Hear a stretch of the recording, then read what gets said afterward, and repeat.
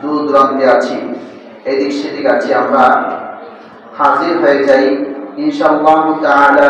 আরো বিজ্ঞ উলামায়ে কেরামের কাছ থেকে আপনারা আজকের তাকরীর শুনতে পারবেন। আমি গুরুত্বপূর্ণ কয়েকটি কথা কালামে হাকিম থেকে বলবো। সেটা হচ্ছে আল্লাহ সুবহানাহু ওয়া তাআলা নারীদের ব্যাপারে তিনি পরিপূর্ণ একটি সূরা নাযিল করেছেন, যার নাম হলো সূরাতুন নিসা।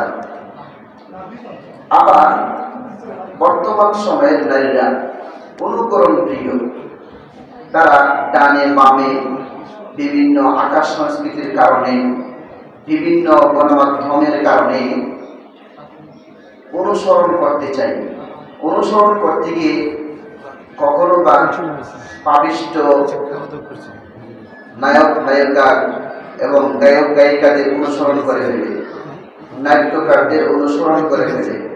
আসলে আল্লাহ সুবহানাহু ওয়া তাআলা আল্লাহর প্রিয়ভাজন নারীদেরকে তিনি অনুসরণের একটা মাধ্যম দিয়েছেন। মানুষ মাত্র অনুসরণ করে, বাচ্চারা ছোটকাল থেকে অনুসরণ করতে করতে বড় হয়। আমাদের শিক্ষার্থীরাও এখনো এত বড় হয়ে যায়, তারা অনুসরণ করতে আছে, অনুসরণ করতে করতে তারা এখন পর্যন্ত শিখছে। তাদের আসল অনুসরণীয় কারা হবে, তারা কাদের মতো হবে এবং কাদের মতো হওয়া দরকার, আমি সেই বিষয়টা একটু ফলো আপ দিয়ে সকলকে বুঝতে চাই। আল্লাহ সুবহানাহু ওয়া তাআলা সূরা তাহরীমের শেষ দিকে বলছেন, চারজন নারীর কথা উল্লেখ করেছেন।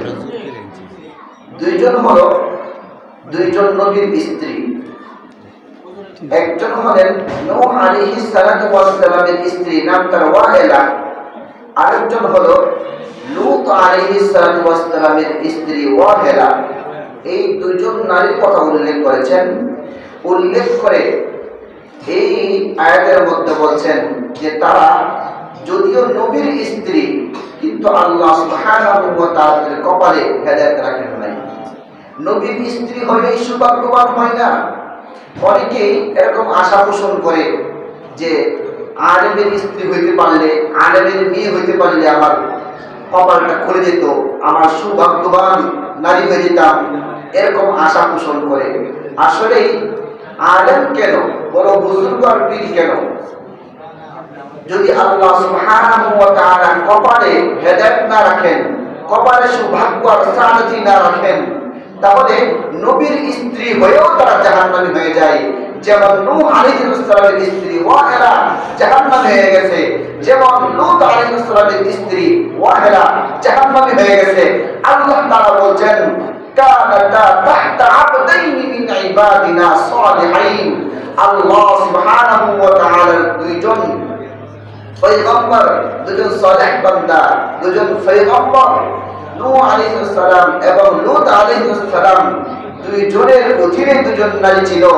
ফাখানাতাহুমা ফালাম ইউগনিয়া আনহুমা মিনাল্লাহি শাইআ।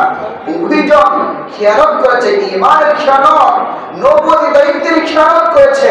আল্লাহ সুবহানাহু ওয়া তাআলা তাদের সৌভাগ্য এর পরিবর্তে তাদের কুভাগ্য করে দিয়েছেন।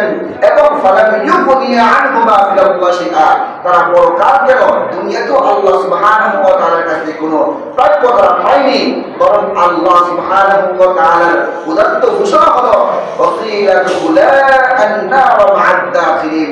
যারা জাহান্নামী হবে তাদের সাথে এই দুই নবীর স্ত্রী নাফরমানের কারণে তারাও জাহান্নামে হয়ে যাবে। নাউযুবিল্লাহ।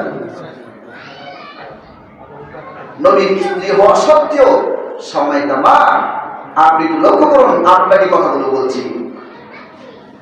নবীদের স্ত্রী, তারপর তারা কেমনে জাহান্নামী হয় এটা কল্পনায় আসে না। আরে শুধু আল্লাহ যদি কপালে হেদায়েত না রাখে, নবীর স্ত্রী না, নবীর বাবা পর্যন্ত জাহান্নামী হয়ে যায়।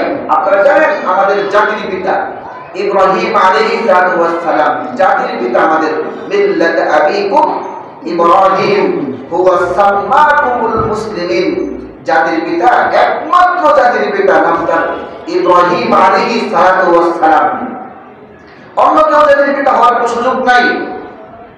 হলেও সেটা রাজনৈতিক পিতা হইতে পারে। পাকিস্তান যখন স্বাধীন হয় তখন জাতির পিতা ছিল মোহাম্মদ আলী জিন্নাহ। বাংলাদেশ যখন স্বাধীন হয় তখন আরেকজন হয়ে যায়। এটা হইতে পারে, কিন্তু ধর্মীয় এবং চিরন্তন একমাত্র যাদের পিতা ইব্রাহিম আলাইহিস সালাম, তিনি তার বাবাকে বলছিলেন, وَإِذْ قَالَ لِأَبِيهِ آزَرَ أَتَتَّخِذُ أَصْنَامًا آلِهَةً إِنِّي أَرَاكَ وَقَوْمَكَ فِي ضَلَالٍ مُبِينٍ। তিনি বলছেন, আপনাকে আমি প্রকাশ্য দেখতে পাচ্ছি, আপনি এই মূর্তির পূজা করতেছেন, নমরুদের ধর্মমন্ত্রীর দায়িত্ব পালন করছেন। আপনি যদি এই জায়গা থেকে ফিরে না আসেন, আল্লাহ সুবহানাহু ওয়া তাআলা আপনাকে হেদায়েত দান করবে না। নবীর পিতা নবী বাবাকে বলছিলেন, ইয়া আবাতি লা তা'বুদিশ শাইতান ইন্নাশ শাইতানা কানা লির-রাহমানি আসিয়া। বাবা, এই সমস্ত মূর্তি নামক শয়তানের পূজা আপনি করবেন না, কেননা যারা মূর্তির পূজা করে তারা ধ্বংস হয়ে যায়।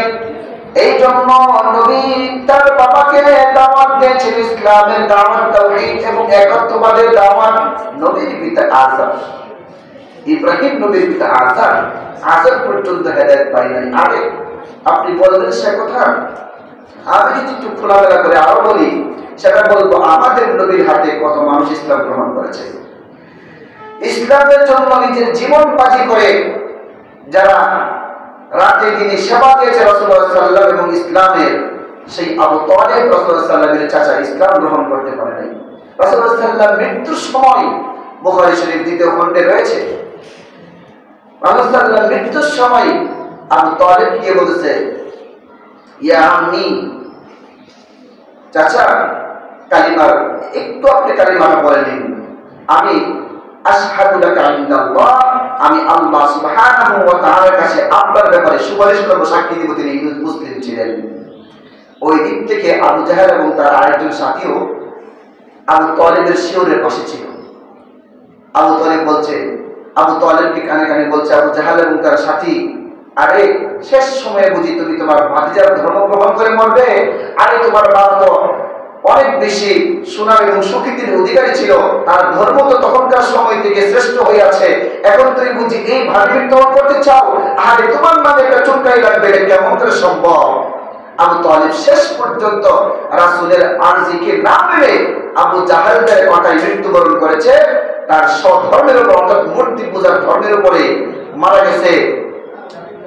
বারবার চেষ্টা করেছিলেন আল্লাহ সুবহানাহু ওয়া তাআলা রাসূলুল্লাহ সাল্লাল্লাহু আলাইহি ওয়াসাল্লামের এত আকুতি মিনতিকে তিনি সহ্য করতে পারছিলেন না। আরশে আজিমের মালিক আরশ থেকে কোরআন আয়াত নাযিল করে জানিয়ে দিয়েছেন, ইন্নাকা লা তাহদি মান আহবাবতা ওয়ালাকিন্নাল্লাহু ইয়াহদি মান ইয়াশা।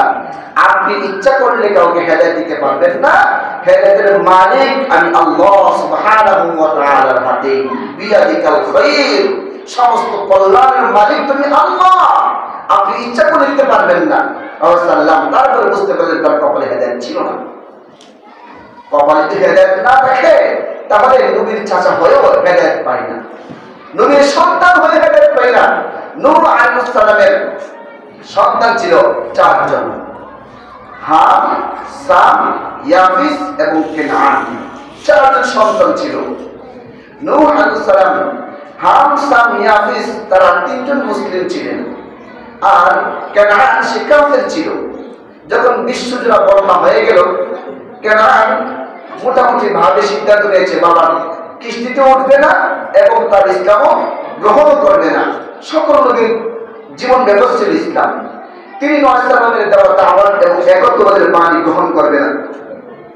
সবিশেষ নূহ আলাইহিস সালামের সন্তান কেনান সে বলছে যে আমি যদি পাহাড়ের উপরে উঠবো, যেখানে পানি আমাকে নাগাল পাবে না, বন্যার পানি আমাকে নাগাল পাবে না।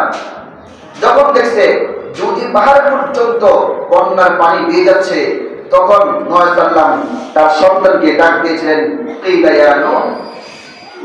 নূহ আলাইহিস সালাম ডাক দিয়েছিলেন সন্তানকে, আল্লাহ সুবহানাহু ওয়া তাআলা সেটা নারাজ হয়ে যান। তিনি বলছেন, লাইসা আমালিক, এটা তোমার আমল না, লাইসা বিআমালিন সালিহ, এটা তোমার নেক আমল না। অর্থাৎ একটা সন্তান একটা নেক আমল হয়, এটাও এই আয়াতের প্রমাণ হয়। নূহ আলাইহিস সালামের সন্তান কেনান পর্যন্ত আল্লাহ হেদায়েতের মালিক হইতে পারে নাই নবীর সন্তান হওয়ার পরেও। আরে নূহ আলাইহিস সালামের কথা বলছি, কানানের কথা বলছি। এইভাবে বলতে বলতে আরো অনেক বলা যাবে। আল্লাহ যদি কপালে হেদায়েত না রাখে, যেমন কওমে লূত এবং কওমে নূহ ধ্বংস হয়েছিল, আল্লাহ সুবহানাহু ওয়া তাআলা আজ পর্যন্ত এমন কিছু কওমকে রেখেছে যারা কিনা এই সমাজের ছোট ছোট বাচ্চাদেরকে কওমে লূতের আমল শিখে দিতে চায়, সমকামিতা শিখে দিতে চায়। তারা চায় এই জাতি আকাশের পাথর দ্বারা শেষ হয়ে যাক। তারা শেখ যেভাবে কওমে লূত ধ্বংস হয়েছিল, পাহাড়ে মাইয়িত হয়েছিল, মৃত্যু সাগরে পরিণত হয়েছিল, এই জাতি আজ পর্যন্ত সেই লাহাতের মধ্যে পড়ে থাক। এই জাতির কিছু সংখ্যক লাহাতি মানুষ তারা চায়। কপালে হেদায়েত না থাকলে কারো কিছু করার থাকবে না। মানুষ যখন তাগুতি শক্তি নিয়ে সামনে বাড়ে, আল্লাহ সুবহানাহু ওয়া তাআলা তার গায়ের মধ্যে শয়তান বসায় দেয়। শয়তান বসায় বলে যে তুই কওমে লূতের আমল করার জন্য ট্রান্সজেন্ডার চালু কর। আল্লাহ তাআলা তখন তাকে, শয়তান তখন বলে তুই মদের লাইসেন্স দিতে থাক, পুস্তকের লাইসেন্স দিতে থাক। এইভাবে তাকে হেদায়েত করে তুলে সরাই দেয়। বলতেছিলাম আল্লাহ সুবহানাহু ওয়া তাআলা নারীদেরকে অনেক সম্মানিত করেছেন।